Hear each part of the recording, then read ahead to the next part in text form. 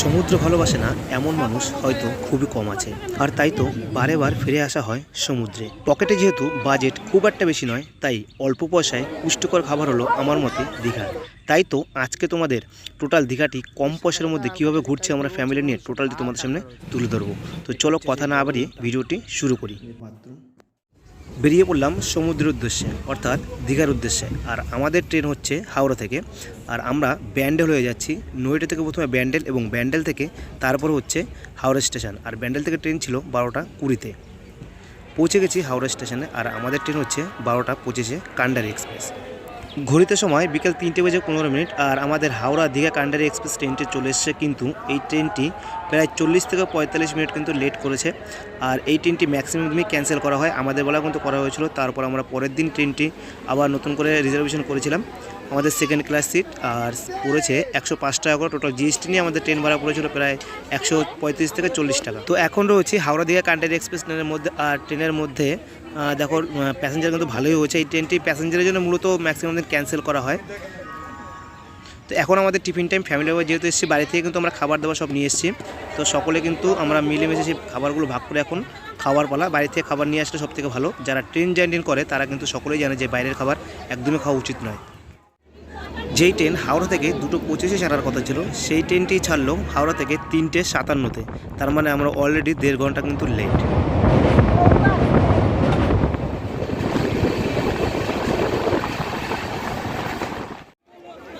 ঘড়িতে সময় এখন 7:20, আর আমাদের ট্রেন এসে দাঁড়ালো দীঘা প্ল্যাটফর্মে। আরও প্রচুর পর্যটক কিন্তু এখানটায় দীঘা ঘুরতে এসছে। তো আমাদের এখন মেন কাজ হচ্ছে দীঘা প্ল্যাটফর্ম থেকে বাইরে বেরিয়ে তারপর কিন্তু 5 টাকা দিয়ে একটা ভ্যান ঠিক করে বা টোটো ঠিক করে আমাদের নিউ দীঘাতে যেতে হবে। যেহেতু রাত অনেকটাই হয়ে গেছে, একটু সমস্যা পড়ে গেছে। এখন গিয়ে আমাদের হোটেল ঠিক করতে হবে। হোটেলটা আগে ঠিক করা ছিল না আমাদের, তো এখন গিয়ে হোটেল ঠিক করতে হবে। তো চলো তারপর তোমাদের সাথে দেখা হচ্ছে। সকলকে জানাই সুপ্রভাত। আজকে আমাদের দীঘাতে প্রথম সকাল। তো আমরা কালকে রাতে অনেক খোঁজাখুঁজি করার পর একটি হোটেল নিয়ে নিয়েছি, কারণ যেহেতু রাত হয়ে গেছিলো হোটেলটা খুঁজতেও একটু সমস্যা হয়ে গেছিলো। তোমাদের সামনে হোটেলটা একটু পরে দেখাচ্ছি। তো এখন আমাদের সকালে ব্রেকফাস্ট করার টাইম। তো এখন লুচি আর তরকারি দিয়ে আমরা ব্রেকফাস্ট করে নেব। আমরা টোটাল ফ্যামিলিভাবে এসেছি, প্রায় 12 জন আমরা। তো এখন সকালে ব্রেকফাস্ট করবো, তারপর আমরা সাইট সিনে বেরোবো, এবং তারপর তোমাদের সামনে টোটাল হোটেলের রিভিউটা তোমাদের সামনে তুলে ধরবো, কেমন কি দাম পড়ে সকলটাই তোমাদের সামনে তুলে ধরবো। তো ঘড়িতে এখন সময় হচ্ছে 9:14, আর এখন আমরা বেরিয়ে পড়েছি সাইট সিনের জন্য। এই ফ্যামিলি নিয়ে বেরোলে একটা সমস্যা, বন্ধুরা একটা সমস্যা হচ্ছে কি, এরা টাইম টু টাইম বেরোতে পারে না। তো যার জন্য আমাদের সমস্যা হচ্ছে, আর লেট করে বেরিয়েছি। আর ইচ্ছে ফ্যামিলি এরা সবাই এখন খাওয়া দাওয়া করে উঠলো। তো চলো দেখি একটা গাড়ি ঠিক করতে হবে, তারপর বেরোতে হবে আমাদের আজকে। সকাল সকাল ঠাকুরের নাম নিয়ে আমরা বেরিয়ে পড়লাম সাইট সিন করার জন্য। দীঘা থেকে সাইট সিন করার জন্য অনেকগুলো পদ্ধতি রয়েছে, যেমন মোটর ভ্যানে কিংবা অটোতে কিংবা পার্সোনাল গাড়িতে। তো আমরা একটি অটো ঠিক করে নিয়েছি, এবং অটো ভাড়া পড়েছে 800 টাকা। আমরা টোটাল 11 জন, তো আমাদের ভাড়া পড়েছিল 800 টাকা। তো তোমরা চাইলে কিন্তু অটো ঠিক করে ঘুরতে পারো, খরচাটা একটু কম হবে। তো আমরা এখন তালসারিতে পৌঁছে গেলাম। দীঘা সাইট সিন ভ্রমণে আমরা প্রথমেই চলে এসেছি তালসারিতে। যেহেতু গরমটা একটু ভালোই পড়েছে, তো সকলের জন্য আমরা নিয়ে নিলাম ডাবের জল। তো এই ডাবগুলো পড়েছে 30 টাকা করে। তো এই ডাব খেয়েই কিন্তু মোটামুটি আমরা তারপর ঘুরবো। ডাব খেয়ে পেট ঠান্ডা করে এখন আমরা ঢুকবো তালসারির যে সমুদ্র বিচ, সেই সমুদ্র বিচে। সামনেই রয়েছে সমুদ্র বিচ, এখান থেকে সিঁড়ি বেয়ে আমাদের নামতে হচ্ছে এখানটায়। তা এটি হচ্ছে তালসারি। তালসারির মধ্যে এই একদম সামনেই লাইন দিয়ে আসছে আমার পুরো ফ্যামিলি। যেহেতু এখন ভাটার সময়, তাই জল কিন্তু একদম এখানটায় নেই, তাই নৌকোগুলো সব এখানটা দাঁড় করানো রয়েছে। যখন জোয়ার আসবে, তো জোয়ারের সময় কিন্তু একদম পুরো টেনে নিয়ে যাবে নৌকোগুলো অনেক দূরে। এই হচ্ছে এখন এখানটায় সেই নৌকোটা রং করার কাজ চলছে এখানটায়। এই বালিগুলো এতটাই শুকনো হয়ে গেছে যে পাড়া দিচ্ছে পরে বালিগুলো পুরো একদম ভিতরে ঢুকে যাচ্ছে।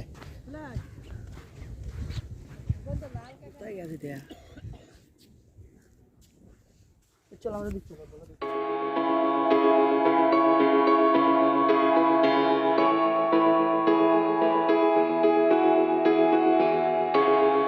অনেস্টলি একটা কথা তোমাদের সাথে শেয়ার করি, দীঘাটা না আগের মতন আর সেরকম সৌন্দর্যটা নেই। একদম কেমন যেন একটা থমথমে পরিবেশ হয়ে গেছে, বা জায়গাটা না অতটা সুন্দর লাগছে না। আমরা যখন 1 বছর 1.5 বছর বা 2 বছর আগে এসেছিলাম, ওই তালসারি বীচটা কিন্তু খুব সুন্দর ছিল। প্লাস ওই সাইডটাতে যাওয়ারও কিন্তু মানে ওই সাইডটাতে দেখারও কিন্তু খুব সুন্দর জিনিস ছিল, কিন্তু এবারে সেখানে সেটা একদমই দেখতে পেলাম না। তো তোমাদের দেখাতে পারছি কিনা জানি না, এই যে সাদা সাদা হালকা হালকা যে কাইগুলো রয়েছে, ওগুলোর মধ্যে সব লাল কাঁকড়া রয়েছে। কাঁকড়া রয়েছে, এগুলো লাল কালারের কাঁকড়াগুলো রয়েছে এইখানটায়, পুরো এখন দেখো সাদা সাদা হয়ে রয়েছে। ক্যামেরা হয়তো অতটা বোঝা যাচ্ছে না। সামনে যে বাইকগুলো দাঁড় করানো রয়েছে এগুলো সব ভাড়া দেওয়া হয়, এগুলো নিয়ে তোমরা কিন্তু তালসারি বীচটি ঘুরে দেখতে পারো। তালসারি সমুদ্র বীচ ঘুরে আমরা এখন চলে এসেছি চন্দনেশ্বর মন্দির। আর এই মন্দিরটি মূলত অবস্থিত উড়িষ্যার মধ্যে, অর্থাৎ আমরা এখন উড়িষ্যার মধ্যে রয়েছি। আর এটি উড়িষ্যার বালেশ্বর জেলার মধ্যে অবস্থিত। মূলত এটি একটি শিব মন্দির। আর এইখানটা সবাই স্নান করে এসে পুজো দিয়ে তারপরে ভিতরে যান। আর এই মন্দিরের ভিতরে অনেকে মানত থাকে এবং মানতগুলো কিন্তু এখানটা এসে পূর্ণ করেন। এই মন্দিরের ঠিক বাদিকে রয়েছে আরেকটি মন্দির।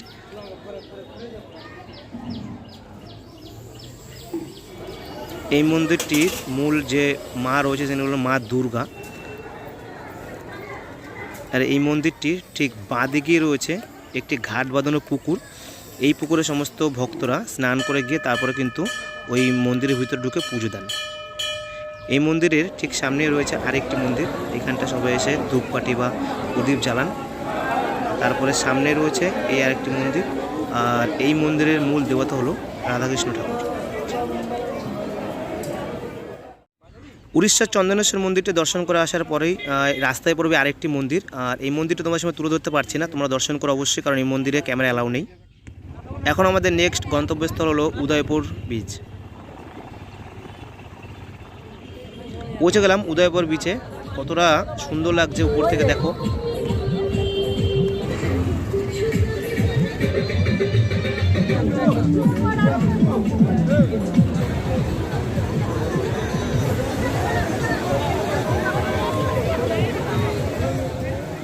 নেমে পড়লাম সমুদ্রে পা ভেজাতে। কতটা সুন্দর লাগছে সমুদ্রটা। এটা হলো উদয়পুর বিচ। এখন আমরা রয়েছে এই উদয়পুর বিচে। এখানটা বোটিংয়ের ব্যবস্থা রয়েছে, কেউ চাইলে হয়তো বোটিংয়ে মাছ সমুদ্রে ঘুরে আসতে পারো। আমার ভয় লাগে তাই আমরা কেউ যাব না। এই সমুদ্রে যে ট্রেনগুলো কাটানো রয়েছে এগুলো আরও সামনে থাকে, যখন জল যত বাড়তে থাকে তত পিছিয়ে নিয়ে যাওয়া হয়। আর এই সমুদ্রে আসলে অবশ্যই কাঁকড়াটা কিন্তু চেক করতে হবে। আমরা 4টি কাঁকড়া নিয়ে নিয়েছি। আর আমাদের দাম পড়েছিল মোটামুটি 400 টাকার মতন। তো তোমরা দামটা একটু করেই কাঁকড়াটা বা অন্য কোনো মাছ রয়েছে সেগুলো ঠিক করে নিতে পারো।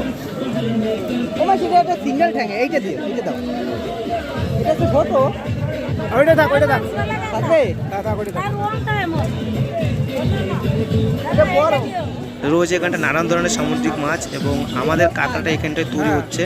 এই কাকিমা কাঁকড়া তৈরি করছে, সুন্দর করে পেঁয়াজ কুচানো হচ্ছে এবং অন্য মশলাপাতি সেগুলো দেওয়া হচ্ছে। তারপরে মাছটি এই কাঁকড়াটি ভাজা হবে, তারপরে মশলাগুলো কষিয়ে নেওয়া হচ্ছে। তো চলো এখন আমাদের খাবার পালা, তো দেখি কত সমুদ্রে তৈরি হয়। সমুদ্রে ঘুরতে আসা মানে হচ্ছে সামুদ্রিক মাছ কিংবা কাঁকড়া বা চিংড়ি মাছ এগুলো কিন্তু টেস্ট করা। তো সকলেই এসে এখানটা চিংড়ি মাছ কিংবা কাঁকড়া অবশ্যই টেস্ট করে নিও।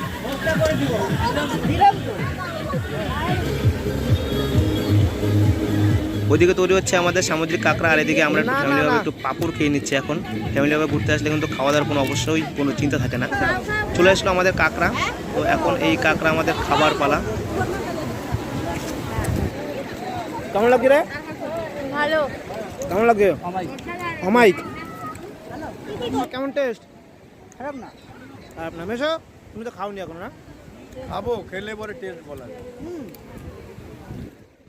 তো মোটামুটি আজকে প্রথম দিনের মতন আমরা সাইট সিন কমপ্লিট করে নিয়েছি। এখন আমাদের খাবার সময় দুপুরবেলা। তো এই দীঘা আসলে অনেকগুলো এরকম হোটেল পাওয়া যাবে, পরপর অনেক রেস্টুরেন্টে পাওয়া যাবে। আর মিল হচ্ছে 60 টাকা করে প্লেট, তোমরা খেতে পারো। এই যে আমরা খাচ্ছি সবাই, এদের 60 টাকা করে প্লেট করেছে, তার মধ্যে 3টে তরকারি থাকে। খাবার দাবার কিন্তু খুবই সুন্দর। দীঘাতে আজ প্রথম দিন তোমাদের সাইট সিন ঘুরে দেখালাম। এখন একটু হোটেলের রিভিউটা দিই। এটা হলো হোটেল তন্তুজ। তো এই হোটেলটি দীঘা সমুদ্র কাছ থেকে একটুখানি দূরে। তো চলো আমরা ভিতর টুটে দেখি। এই ডান দিকে যে জায়গাটা করা রয়েছে এখানটা তোমরা কিন্তু বাইরে থেকে খাবার এনে খেতে পারবে, তবে হ্যাঁ রুমে নিয়ে যাওয়ার অ্যালাউ নেই। এখানটায় খেয়ে বাইরে যে ডাস্টবিন রয়েছে সেই ডাস্টবিনে ফেলতে পারবে। আর এই হোটেলে একটা লিফট রয়েছে, যেহেতু 3তলা হোটেল, তো সেটা দেখাবো। এটি হলো আমাদের রুম। এইরকম আরও 2টো রুম রয়েছে আমাদের। তো রুম ভাড়া পড়েছে 700 টাকা করে পার ডে। এটা হচ্ছে সেই বড় রুমটা, যেহেতু আমরা 11 জন, তো এরকম 2টো বড় রুম নেওয়া হয়েছে, মানে ডবল বেডের আর কি, আর একটা সিঙ্গেল বেডের নেওয়া হয়েছে। এই রুমটা কিন্তু ভালো। এই যে বাথরুমগুলো কিন্তু বেশ ভালো এবং চকচকে পরিষ্কার পরিষ্কার। এখানটা গিজারের ব্যবস্থা রয়েছে, যদিও এখন এটি কোনো দরকার পড়বে না। এই পাশ থেকে গেলে ব্যালকনি পড়ে, চলো ব্যালকনিটা দেখাচ্ছি। ব্যালকনির মধ্যে এ পাশে এলে রাস্তা কিন্তু এই ভিউটা দেখতে পারবে। এই হোটেলটির একদম চেনার সহজ উপায় হচ্ছে সামনে যে ডিভিসি বোর্ডটি দেখা যাচ্ছে তার সামনে অবস্থিত হোটেলটি রয়েছে। এটা হচ্ছে আমাদের সিঙ্গেল রুম। এই রুমটা তো বেশ বড় রুম। এটা 3 জন কষ্ট মষ্ট করে থাকা যায়, 2 জনের পারফেক্ট সিঙ্গেল বেড। এই পেছটাতে আয়না রয়েছে, এই জিনিসপত্র রাখার জন্য এই ওটা দিয়েছে। এটা হচ্ছে বাথরুম।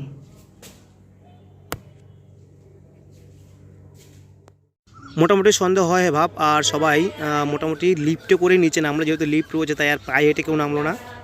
চলে এসেছি সন্ধ্যাবেলায় সুন্দর এই সমুদ্রের মনোরম পরিবেশের এক মুগ্ধকর অনুভূতি নেওয়ার জন্য। সমুদ্র সকলেরই ভালো লাগে, আমার তো বিশেষ করে খুবই ভালো লাগে, যার জন্য কিন্তু সমুদ্রে বারবার ছুটে আসা হয়। বিকেলবেলা কতটা সুন্দর লাগছে দেখতে। এখন কিছুটা সময় এই সমুদ্রের পার বরাবর হাঁটবো এবং আনন্দ উপভোগ করবো সমুদ্রের বাতাসের। তারপর আরেকটু পর যাব ওল্ড দীঘাতে, তোমাদের সেখানটা ঘোরাবো। সমুদ্রের পাড় দিয়ে ঘুরছিলাম আর পাশেই ছিল পাথরের ভিতরে কিছু জল আটকানো, তার মধ্যে দেখো চিংড়ি মাছগুলো রয়েছে কত সুন্দর, আর ভিতরে রয়েছে একটি কাঁকড়া। আমরা কিন্তু এরকম মজা করেই থাকি। এটা দাদা কাঁকড়া ধরছে, দেখি কাঁকড়াটা ধরা যায় কিনা। সমুদ্রেরই কাঁকড়া রয়েছে এখানটায়। এই কিন্তু একটা নতুন অনুভূতি, কাঁকড়া ধরেই নিয়েছে। বাহ, কাঁকড়াটা ধরেই পেলাম। কত বড় কাঁকড়া, কত বড়। কাপড় তলায় ঢুকেছি না তোমার কাছে মাছ আছে, এই দেখো সেই দাঁড়া একটা ছবি তুলে দেখেছো। এটাতে কিছুটা জল আটকানো রয়েছে, এখানটা অনেক গুড়ি মাছ রয়েছে আর পাশাপাশি কিন্তু চিংড়ি মাছও রয়েছে। তো সমুদ্রে আজকে যদি কিরকম মাছ ধরা যায় তাহলে কিন্তু মজাটা একটু অন্যরকমই লাগে। এই একটা কাঁকড়া দেখো, ওই যে সাইডে, ওই যে সাইডে চিংড়ি মাছ। সমুদ্রের পাড়ে সন্ধ্যাবেলায় ঠিক এমনই আনন্দ হয়, এই ঠিক যেমন বেলুনগুলো উড়ে উড়ে আসছে। সকলে সমুদ্রের পাড়ে এসে এখন সন্ধ্যাবেলা কেনাকাটা বলো বা ঘোরা, একটা খাবার দাবার সমস্ত কিছু চলে। আর আমার তো সমুদ্রের পাড়ে বসে লেমন টি খেতে খুবই ভালো লাগে, তাই 10 টাকা দিয়ে একটি লেমন টি নিয়ে নিলাম। বাদ বাকি আমাদের ফ্যামিলির মেম্বাররা কিছু নিয়েছে। এটি হলো সমুদ্রের পাড়। চলো একটু সমুদ্রের পাড়ের নিচে যাই, এখানটা অনেক দোকানপাট বসে, বাচ্চাদের খেলনাও বসে সমুদ্রের পাড়ে। এখন রয়েছি ঠিক নিউ দীঘা সমুদ্রের পাড়ে। সমুদ্রের পাড় বরাবর হাঁটতে হাঁটতে সমুদ্রের জল এসে পা ধুয়ে যাচ্ছে কত সুন্দরভাবে, আর তার পাশাপাশি সমুদ্রের একটি মিষ্টি ঠান্ডা হাওয়া তো রয়েছেই, যা খুবই ভালো লাগছে। সন্ধ্যাবেলার নিউ দীঘার ভিউ, এরকমই ভিড় থাকে নিউ দীঘাতে প্রতিনিয়ত সন্ধ্যাবেলাতে। নিউ দীঘার সামনে ছোট্ট একটি গেট, পার্কের গেট। প্রবেশ করছি আমরা নিউ দীঘার যে ছোট্ট একটি পার্ক রয়েছে, যে বিশ্ব বাংলা গড়া রয়েছে সামনে, তারই সামনে। এটি হলো বিশ্ব বাংলার বড় সেই লোগোটি। এখানটা ফটোস তোলা যায়। আর সামনে রয়েছে অনেক ধরনের দোকান, রয়েছে শঙ্খের দোকান। আর আমরা এখান থেকে কিছু শঙ্খ, যেহেতু মাসি সবাই রয়েছে তো শঙ্খ তো তারা নেবেই। এখন চেকিং পর্ব চলছে, মামা দেখি শঙ্খ পোয়াতে পারে কিনা। মামা তো পারলো না, দেখি বাবা পারে কিনা। না, মাসি মনে হয় পারবে। হ্যাঁ, মাসি একবারই পেরে গেছে। সারা দিন সারা সন্ধ্যা ঘুরে এখন আমরা আবার নিউ দীঘাতে চলে এসেছি আমাদের হোটেলের কাছাকাছি। আর এই পাশে একটা দোকান থেকে বোনেদের ছিল যে ফায়ার পান অর্থাৎ আগুনের পান খাবে, তো ওর ভয়ও পাচ্ছে খেতে। তো দেখি, আমি যদিও কোনোদিন খাইনি, তো খাবে কিন্তু ভয় পাচ্ছে। এদিকে মাসি সবাই রয়েছে, তারাও তাদেরকে দিয়েও খাওয়াবো। দেখি, এই খাচ্ছে ভয় পাচ্ছে বারবার করে।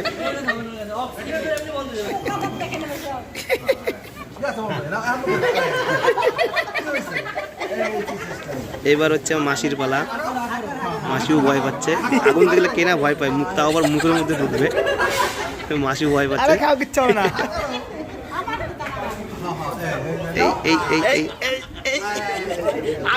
এই হচ্ছে আমার মায়ের পালা। দেখি মা কি করে। মাও তো খুব ভয় পায়, আগে কোনোদিন ট্রাই করেনি, তো এই প্রথমবারই করবে। দেখি যাক, মা একবারে খেয়ে নিতে পেরেছে। তো এখন ফিরে যাবো রুমে, তারপরে আবার কালকে সকালে নতুন করে সাইট সিন ঘুরতে বেরোবো আর এক সাইডে। তো তোমাদের সেই পর্ব নেক্সট পর্বে নিয়ে আসছি, দেখা হচ্ছে পরের ভিডিওতে।